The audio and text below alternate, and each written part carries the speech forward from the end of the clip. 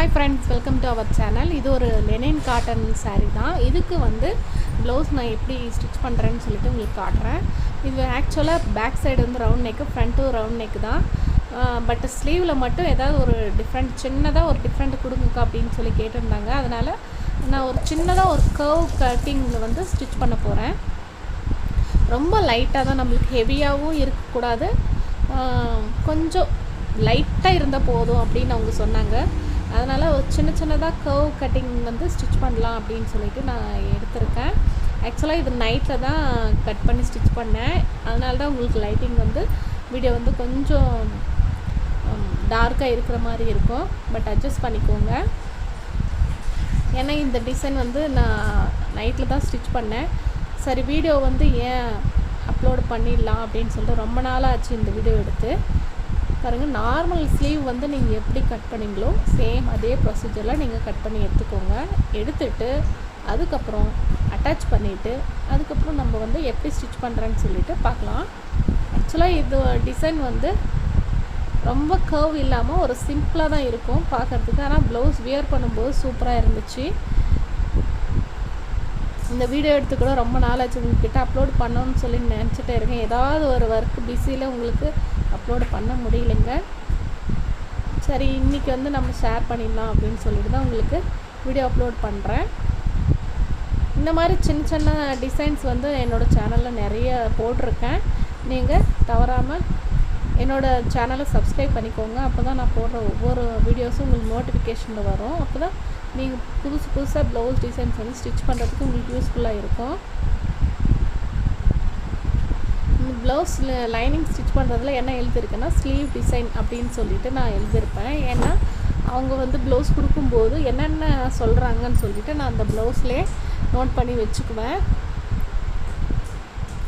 அதனால் அந்த ஸ்லீவில் மட்டும் ஸ்லீவ் டிசைன் மட்டும் எழுதி வச்சுருக்கேன்.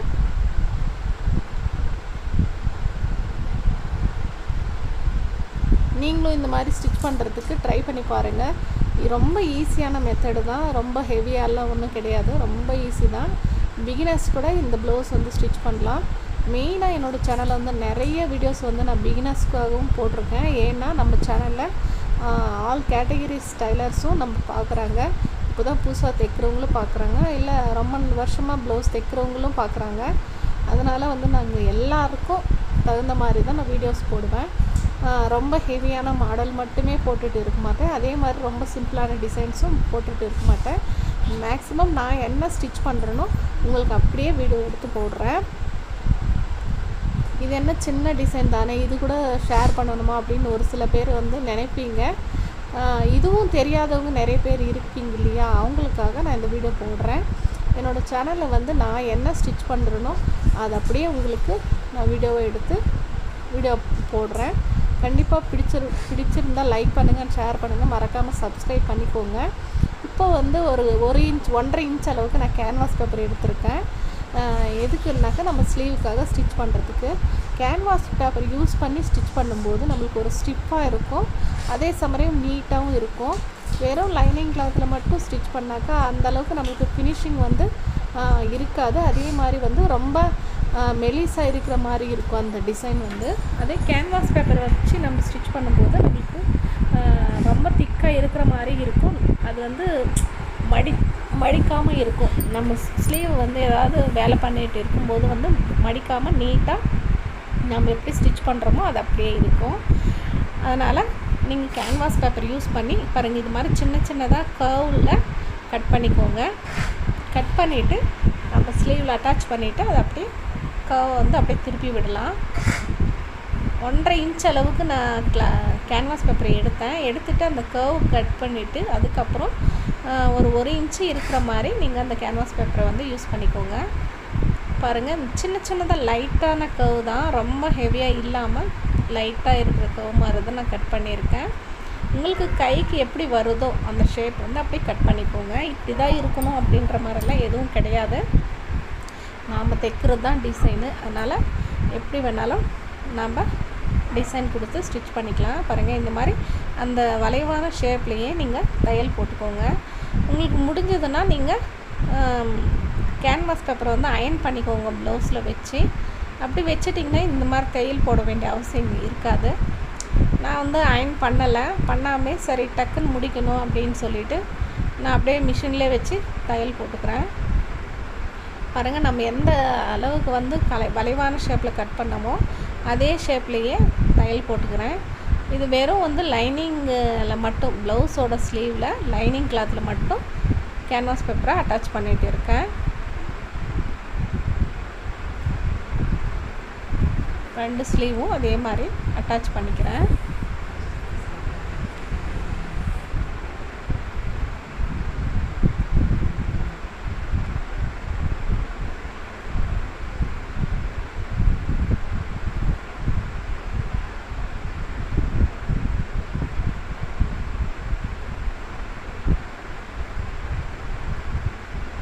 நம்ம வந்து ப்ளவுஸ் வந்து ஸ்டிச் பண்ணி நிறைய கஸ்டமர்களுக்கு நம்ம நிறைய டிசைன்ஸ் வச்சு ஸ்டிச் பண்ணுவோம்.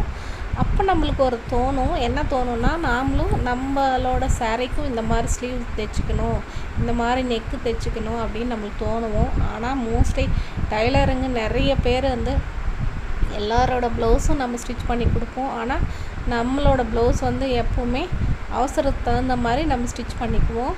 இதுதாங்க நம்ம டைலர்ஸோட நிலைமையே. ஒரு பண்டிகை, ஒரு பூஜை, எதுக்குமே நம்ம வந்து அன்றைக்கே ப்ளவுஸ் ஸ்டிச் பண்ணி தான் அன்றைக்கே போடுவோம். அந்த மாதிரி சுச்சுவேஷன் தான் நம்மளுக்கு இருக்கும். ஏன்னாக்கா நம்ம எதுக்காக நம்ம இவ்வளோ கஷ்டப்படுறோம், பணம் வருது அப்படின்னு சொல்லிட்டு தான் நம்ம கஷ்டப்படுறோம். அது வந்து நம்ம ஒரு பண்டிகை, ஒரு நல்ல நாள் அதுவுமா நமக்கு தைச்சிக்காமல் கஸ்டமர்களுக்கு தைச்சி கொடுத்தா நம்மளுக்கு ஈஸியாக பணம் கிடைக்கும். நம்ம கொஞ்சம் ஃப்ரீயாக இருக்கும்போது கட் பண்ணி ஸ்டிச் பண்ணிக்கலாம் அப்படின்னு சொல்லிட்டு நம்ம நிறைய டைலர்ஸ் வந்து அப்படி தான் நினைப்போம்.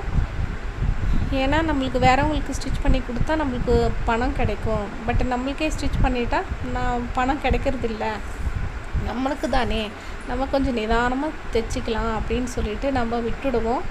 பட் வந்து இந்த மாதிரி டிசைன்ஸ் எல்லாம் நம்ம ஸ்டிச் பண்ணி வேறவங்களுக்கு கொடுத்துட்டு அதையே வீடியோவாவோ இல்லை அவங்க போட்டுட்டு இருக்கிறதையே நம்ம பார்த்தோம்னா அப்போ நம்மளுக்கு வந்து ரொம்ப ஆசை வரும். நான் அந்த மாதிரி வந்து நிறைய வந்து ஃபீல் பண்ணியிருக்கேன். நாமளும் இந்த மாதிரி டிசைன்ஸ் வந்து ஸ்டிச் பண்ணிக்கலாம் அப்படின்னு சொல்லிட்டு. ஆனால் வந்து அதுக்கப்புறம் அந்த டைம் மட்டும் நம்ம யோசனை பண்ணுவோம், நம்ம ஸ்டிச் பண்ணிக்கலாம் அடுத்த ப்ளவுஸ்க்கு அப்படின்னு சொல்லிட்டு. ஆனால் தைக்கவே மாட்டோம். அடுத்த கஸ்டமருங்களுக்கு தைக்கிறதோட சரி, நம்மளோட ப்ளவுஸ் வந்து எப்போவுமே ஃபஸ்ட்டு நான் ஸ்டிச் பண்ணிகிட்டு இருந்தேன். அப்போல்லாம் வந்து அவங்களுக்கு எப்படி நம்ம டிசைன் ஸ்டிச் பண்ணி தர்றோமோ அதே மாதிரி நம்மளுக்கு பிடிச்சிருந்தா அதே டிசைன் கூட கொஞ்சம் பொறுமையாக நான் ஸ்டிச் பண்ணி போட்டுட்டு இருந்தேன்.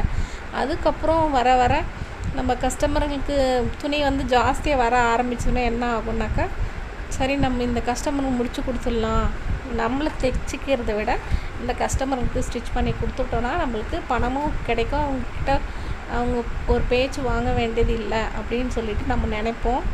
அந்த மாதிரி நினச்சிட்டு தான் நம்ம வந்து அப்படியே அவங்களுக்கு ஸ்டிச் பண்ணி டைம் எடுத்து ஸ்டிச் பண்ணி கொடுத்துட்டு அதுக்கப்புறம் நம்மளுக்கு நேரம் இருந்தால் நம்ம சரி நார்மலாகவே ஸ்டிச் பண்ணிக்குவோம், போதும் நம்மளுக்கு இன்னொரு ப்ளவுஸ்க்கு வந்து ஸ்டிச் பண்ணிக்கலாம் அப்படின்னு சொல்லிட்டு நம்ம விட்டுடுவோம்.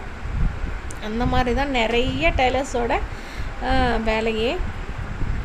இப்போ வந்து நம்ம கேன்வாஸ் பேப்பரை வச்சு தையல் போட்டுட்டு அதுக்கப்புறம் பாருங்கள், நான் வந்து லைட்டாக அந்த பிளாக் கலர் லைனிங் கிளாத்தை வந்து நம்மளுக்கு வெளியில் தெரிகிற மாதிரி வச்சு நான் தையல் போடுறேன். ஏன்னா நம்மளுக்கு லைட்டாக அந்த பைப்பிங் பிளாக் கலரில் பைப்பிங் கொடுத்த மாதிரி இருக்கணும் அப்படின்னு சொல்லிட்டு நான் வந்து அப்படி கொடுத்துருக்கேன்.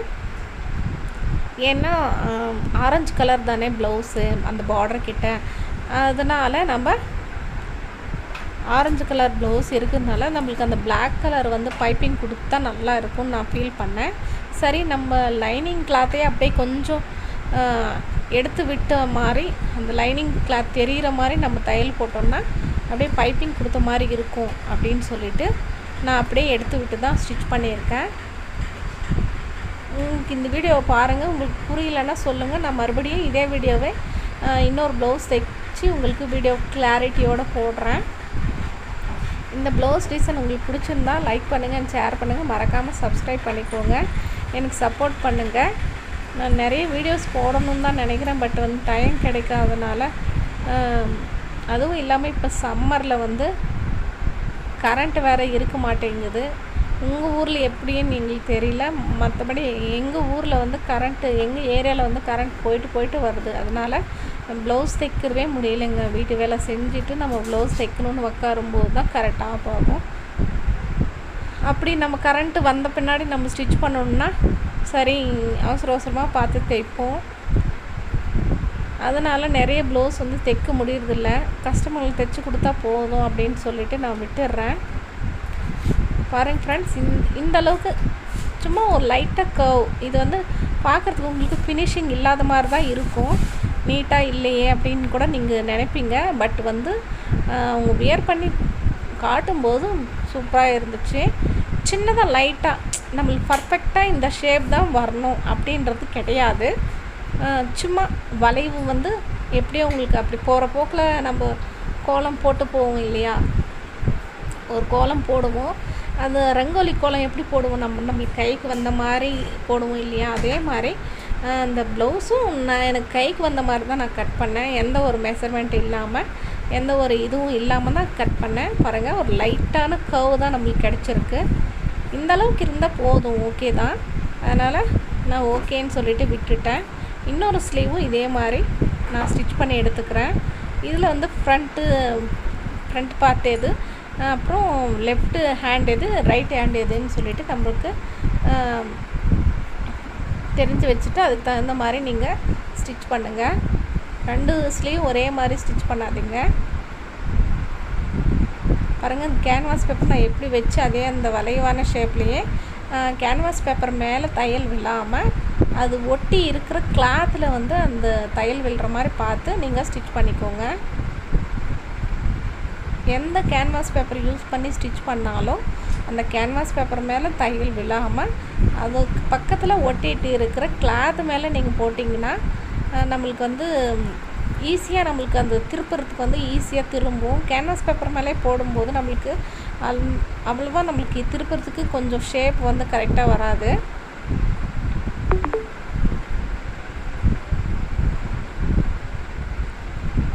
பார்த்து இதே மாதிரி ஸ்டிச் பண்ணிக்கோங்க. பட் வீடியோவில் பார்க்குறதுக்கு உங்களுக்கு அவ்வளோவா சாட்டிஸ்ஃபைங்காக இல்லாமல் இருக்கலாம். பட் வந்து அவங்க நேரடியாக வேர் பண்ணிட்டு இருக்கும்போது நான் பார்த்தா சூப்பராக இருந்துச்சு. கண்டிப்பாக நான் இந்த வீடியோ இப்போ எடிட் பண்ணும்போது கூட நான் நினச்சேன் இந்த மாதிரி ஷேப்பில் வந்து நம்ம ஒரு ப்ளவுஸ் வந்து கட் பண்ணி ஸ்டிச் பண்ணிக்கலாம் அப்படின்னு சொல்லிட்டு. என்கிட்ட இதே மாதிரி சாரீஸ் இருக்குது, இந்த லெனின் காட்டன் சாரீ. அதுக்கு நான் ஸ்டிச் பண்ணிக்கலாம் அப்படின்னு சொல்லிட்டு நான் நினச்சிட்டு இருக்கேன். கண்டிப்பாக அந்த ப்ளவுஸ் ஸ்டிச் பண்ணால் உங்களுக்கு கண்டிப்பாக நான் வீடியோ போடுறேன். பாருங்கள், அந்த பிளாக் கலர் நம்ம கிளாத் வந்து லைட்டாக தெரிகிற மாதிரி நீங்கள் எடுத்து விட்டு தையல் போட்டுக்கோங்க.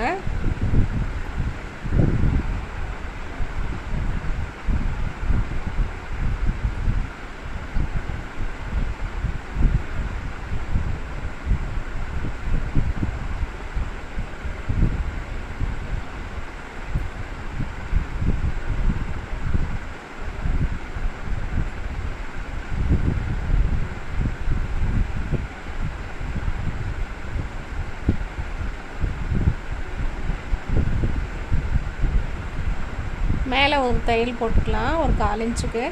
இன்னும் நம்மளுக்கு ஸ்ட்ராங்காக இருக்கும். பாருங்கள், ஒரு சின்னதாக கர்வ் தான்.